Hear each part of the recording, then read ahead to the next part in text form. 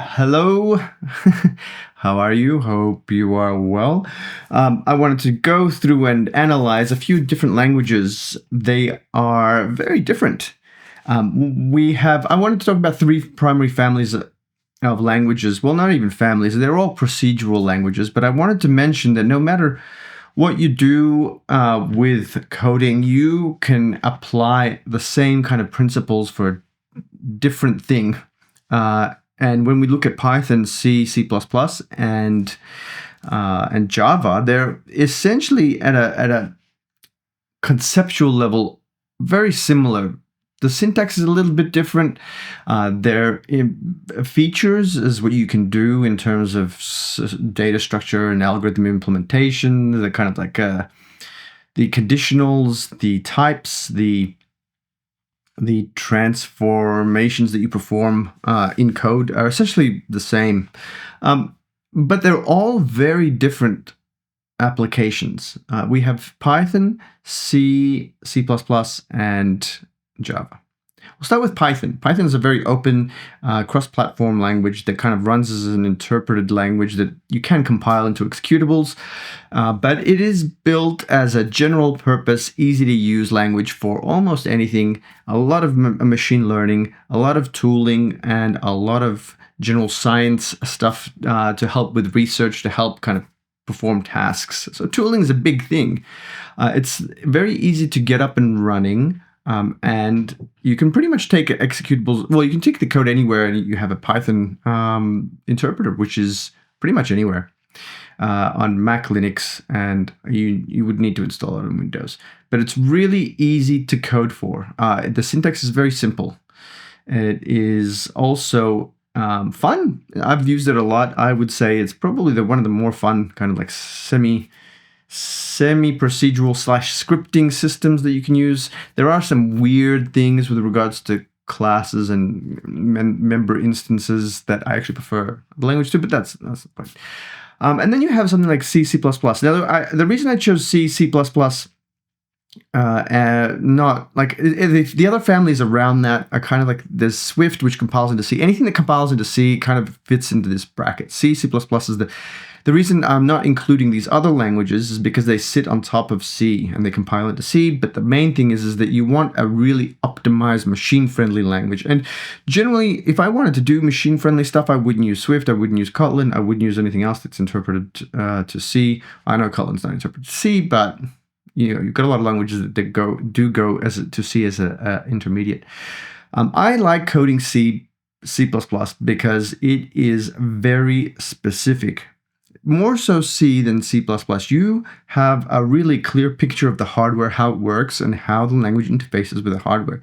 It's very little abstraction. Abstraction can get in the way of optimization, and there is a lot more low-level stuff than you probably, I think, can imagine. Almost all the kind of integrated tooling for so many things that we have these days. Like if you go into a security system, which will exist everywhere, if you go into sensors and machines that kind of like read sensor data, do kind of some processing, so much of that runs C. More so C than even C++. C++ generally I find is used very often for games, but you can still use C for low-level embedded devices. C is amazing because you can access memory, you can do magic tricks with it that you just don't have that speed that you can do with, say, something like Python. And that's why it's amazing. It's very, very performant. And if you know what you're doing, you can make it even more performant. I've seen some amazing things done by self-changing code. Basically, you would have a pointer to the memory that it executes, and then you would write code into that memory, and then you would set the instruction pointer to go through that and do what you need to do, and then change the code. And it really does some amazing stuff that there's no way you could do in other languages.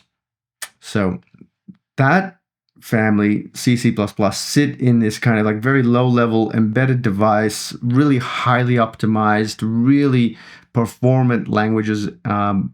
self-managed memory, you have to be a lot more careful, but you can do a lot more cool stuff if you know what you're doing. You can still make C slow, right? It's very, there are a lot of things that are based on the algorithm that you implement, but if you take the same algorithm and put it through, Python and C will always be more performant, especially if you get it well managed with the way that it aligns in memory, etc., stuff like that, and how it executes in the processors. So we've got that. Next one up is JavaScript. And JavaScript is a web platform technology. It is specifically built to run apps on the web, right? So even though it's very similar in a way to Python, it is not a language that you would use to build applications on your local device. Although we kind of have found a roundabout way where we take, say, JavaScript, put it into an Electron app, and then you've got an executable, which basically packages an entire web browser with the application inside it. But that's what you do if you wanted to, say, create a copy of a website that runs as a separate executable. If that's where you start with the website. But Java is really cool because you can get it to run anywhere. You can get it to run on any device, anywhere on the web, anything that's got a web platform. And someone was at the front door. I just got a delivery. I'll get to that delivery in a second. So where was I? JavaScript. JavaScript is very easy to use language. It is great for if you want to spin anything up graphically, because you can use the HTML, CSS systems. You can use canvases. You can load images. There's a lot of libraries. It's just easy. NPM. You got voila, almost anything and everything you wanted ever. I don't think there is a package for absolutely anything and everything you could possibly imagine. So you having this knowledge, right? You've got like these different languages, and if you understand algorithms, data structures, and you know what you want to build, it's not really that necessary that you have to learn an entire language from scratch. It's good to build a foundational knowledge in any of these ones, but once you learn one, it's really easy to jump to the other. And I think the thing that's missing for me that I would love to see is just an easy to access and use reference manual that just, you've got conditionals. Do you do conditionals in C++, Java, Swift? You've got little syntactical differences. How do you do a map process? How do you do map lambda in either of these languages, right? C++, Java, or Python. And one of the things I found was when working with these languages, I know which one now I would use for what particular task. So for me, it may be different, right, than it would be for you. If I wanted to build an easy-to-host web app that does something that's general for users in an environment where web access is always there, you don't really care too much security. You want people to access it, do something, and then it'll spit something out. I don't know, maybe an online calculator for a specific purpose that has a scenario, say, like you would go to an accountant to have an account calculator in your business that they have access to, some information that they need via, an API integration in the back end. You got the front end is JavaScript, right? Then Python, if you've got like certain tools that you want to use in-house, you'd build a Python application. Like for instance, I built an interface recently for a server management tool for Firebase. Instead of using Firebase CLI, we built our own management tool that uses kind of like a text input, and you can then interface with the server, and we can do analysis and things like that very easily and quickly by writing code that does the analysis for us. Python's really great because we can kind of share it around. We can share it we can build an executable with it if we want, and it's not really necessarily to be performant. Then you got C and C++, right? And if you're building IoT devices, then that is the language for you. And I love C because I started with C, and maybe it's just my nostalgia speaking, but I've always wanted to get back into it. I haven't really had that much of a chance, and I think I would if I was to do some graphics or IoT low-level stuff. I do dabble a little bit here and there, but not as much as I would like to. These days, it's more the other two. Well, with Swift and Kotlin for apps, which are kind of okay. a generation continuation on from C, C++. Very procedural, very specific for a particular platform.